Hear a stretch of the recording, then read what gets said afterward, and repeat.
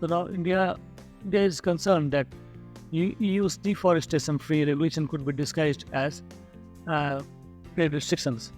So let me first tell you the news. So what is this proposal? What is this deforestation-free regulation? Now this proposal aims to guarantee that products EU citizens consume do not contribute to deforestation or forest degradation worldwide.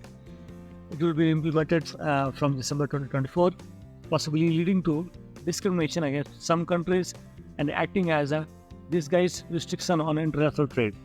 However, the benchmarking system established by the regulation imposes different due diligence obligations on operators from high-risk and low-risk countries. So you see, there has these Western countries, I cannot understand them. They think they are the boss and they are weaponizing their market. And when the same thing is done by other countries like India, when they try to leverage their market, they will say, they will blame allegations that you are weaponizing the market and you are putting trade restrictions. They will reciprocate. So in this case, what they are doing, they are breaking the regulations that you may be aware about the carbon tax. The same thing they are doing here. So now they want their people to use products, those who do not contribute to deforestation or forest degradation worldwide.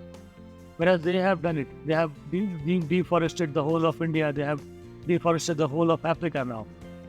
They are still using the timber from these countries. And when it comes to product, so they will ask questions.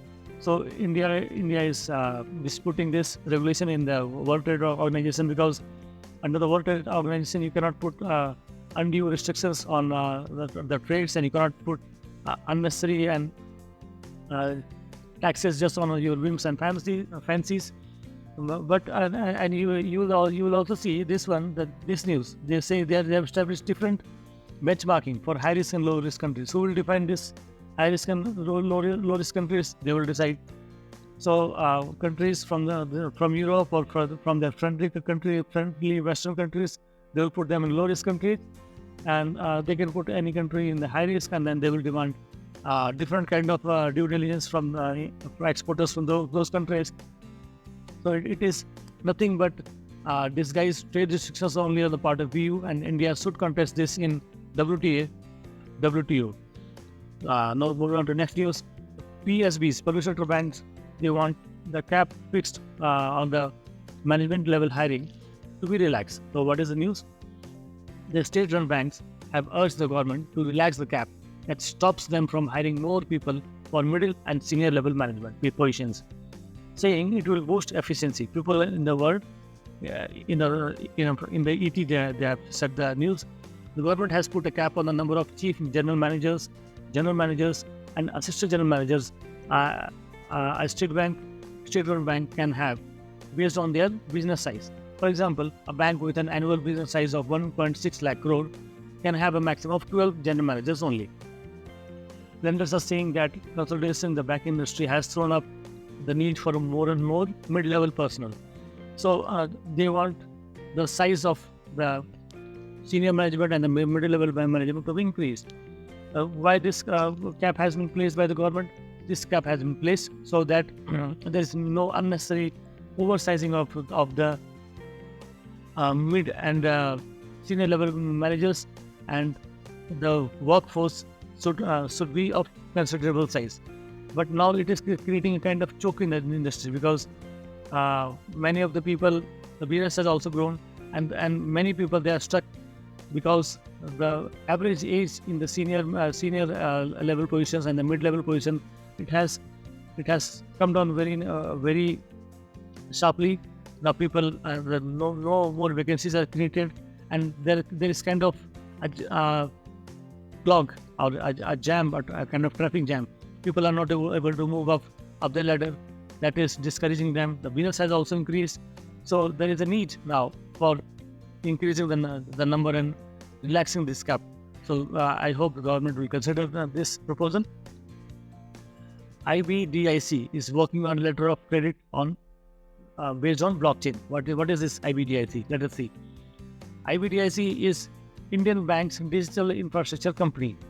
So IBA, along with IBDIC, is working on implementing domestic letter of credit issuance on blockchain. So you must remember the case of Punjab National Bank where letter of comforts were misused. So, and they were not reflecting in the core banking solution, Finacle. Earlier, they had detached those SWIFT sent for this LCs or BGs, bank guarantees, or the letter of comfort from the Finacle core system. So, there was scope for those kind of frauds. Now, that anomaly has been removed. Now, after the incidents, RBI asked everyone to incorporate, and there can be no separate issues of LG, BGs, and letter of comfort apart from those from the core banking. But to take it a step forward, now they are working to issue it on blockchain. As you know, blockchain is very secure and tamper-proof. You cannot tamper it. So that will certainly enhance the systems related to issuance of LCs, BGs, and letter of comforts. Moving on to next news, in RPL case, SAT questions SEBI's order against Mukesh Ambani and Reliance. Let's see the news. The SEBI had accused them of engaging in trades that influenced the prices of Reliance petroleum stock back in 2007. SAT has revoked the penalties imposed on RAL, Mr. Ambani, Navi Mumbai SEZ, and Mumbai SEZ, which amounted to a total of rupees 70 crores. The penalty were imposed were of amount at 270 crore rupees. So this case was related to Reliance Petroleum, and SEBI had found that they are involved in influencing the prices, but now that order had been quashed. But we must see how long it has dragged. It happened in 2007. Now we are in 2023, almost completing 2023. So all these years, now 16 years have passed. So the SAT and SEBI and the government, they should look into it, that we should not take this long to take action on anything. It should be expedited. Now next, Moody has downgraded outlook on China's credit rating over debt fears. What is the news? Now rating agency Moody's on December 5th, they have downgraded the outlook on China's credit rating to negative from stable on the back of rising debt in the world's second largest economy. The credit rating agency said it expects China economy to grow at a 4% annual rate in 2024 and 25. It maintains China's credit rating to A1. Though it has maintained the credit rating, but it has downgraded the outlook. Now, earlier they thought they were predicting that it will be a stable economy. Now they have downgraded it to negative. It is a very worrying news for the world economy, because recently we have seen downgrades on the American economy also. Now the same has been happening to the second largest economy.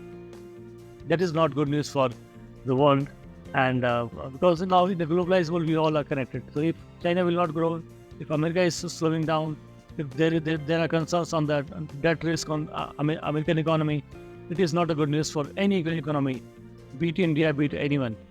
So we'll say I have come with you this chart on how this credit rating are done. You can see the best is AA, then comes AA1, then AA2, then AA3.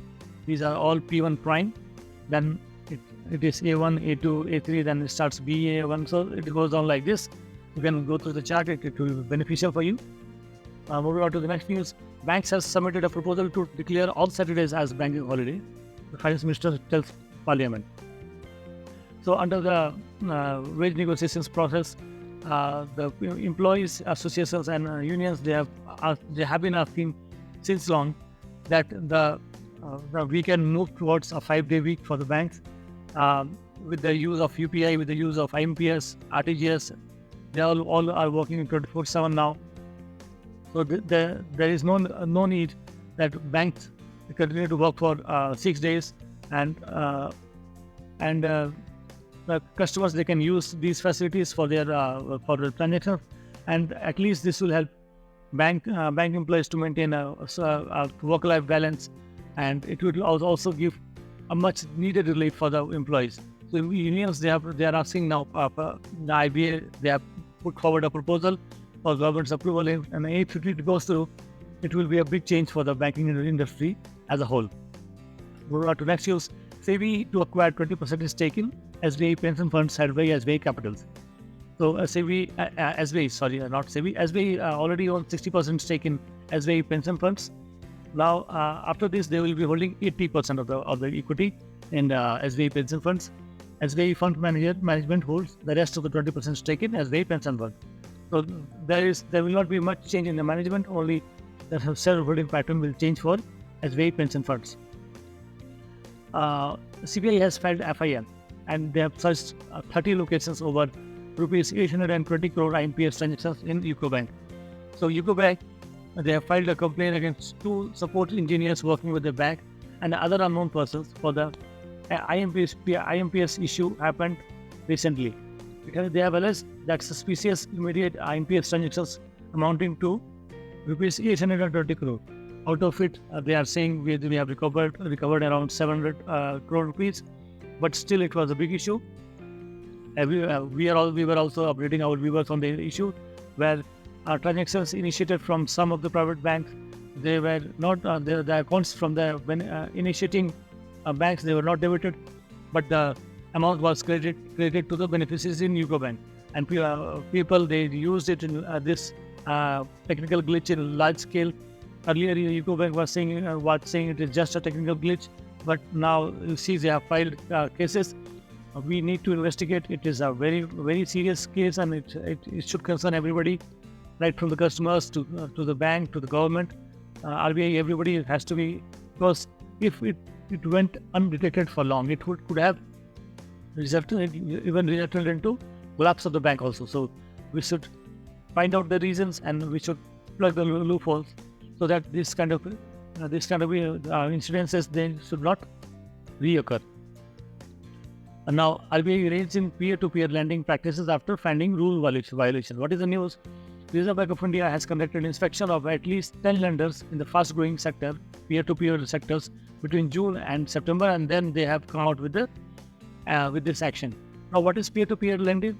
Peer-to-peer lending enables individuals to obtain loans directly from other individuals, cutting out the financial institution as the middleman. So normally, how the banking system works, because of the credibility of the banks, people deposit their money with banks, and then banks use this money for lending to other people, and then they are paying interest to the depositors. So that is the existing banking structure.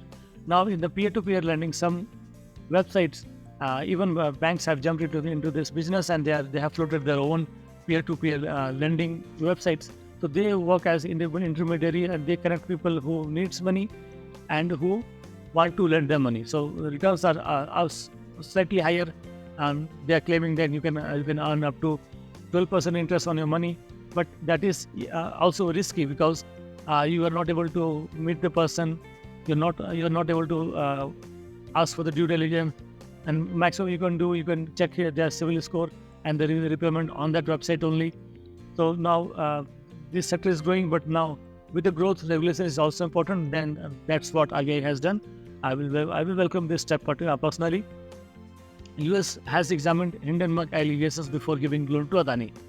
So the US government has concluded that short seller Hindenburg research allegations of corporate fraud against Indian billionaire Gautam Adani weren't relevant before they extended his conglomerate as much as $553 million for a container terminal in Sri Lanka. So the main things in this news, Adani has secured a loan from US. They have secured a loan of $553 million. They have secured this loan for a container terminal in Sri Lanka. Now, then the reporter, they question US government that had you not gone through the allegations leveled by your own so-called research firm of Hindenburg Research about the practices of Adani conglomerate and Adani group of companies, they said yes, we had gone into, and we didn't find much of substance in those allegations.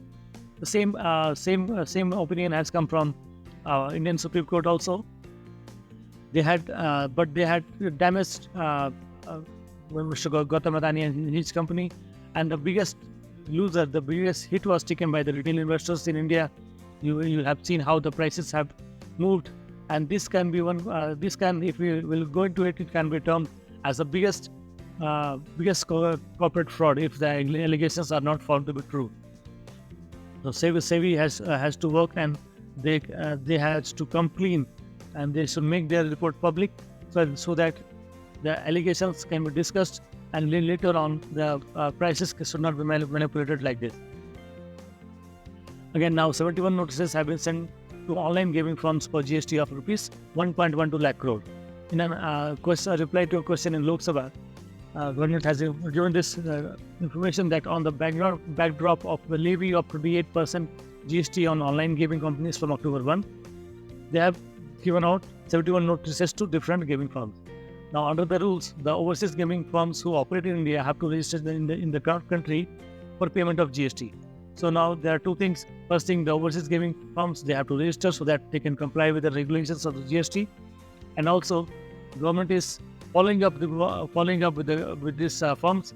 They have issued 71 notices, and the total amount is 1.12 lakh crore.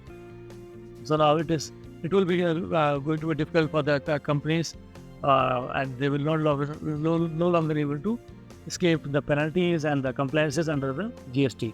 They will have to pay. They will have to comply also. So friends, these were the news. The video might have gone a bit long, but I want to explain and give whatever knowledge I have. I am doing a lot of research for the news. I'm going to different news and different editorials also, so that only the correct and crisp news goes to you. So my only request, please like, share and subscribe to this video, so that it will give me motivation to continue with my work. If you want any specific video on any specific finance topic which we need to discuss, please you can drop a comment, and I will be very happy to help you with that topic and the analysis. Now, thank you for watching this video completely, and see you soon. Thank you, guys.